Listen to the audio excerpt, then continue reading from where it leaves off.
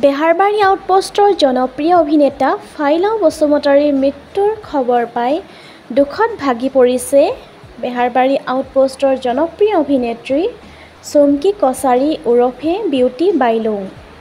আপোনজনক হেৰুৱাই দুখত ভাগি পৰিছে চুমকি কছাৰী।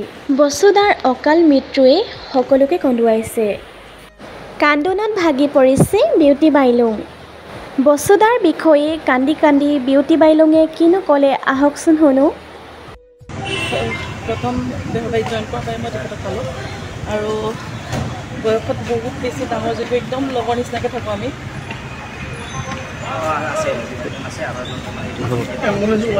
যদি আগত আহে কোনোবা আহক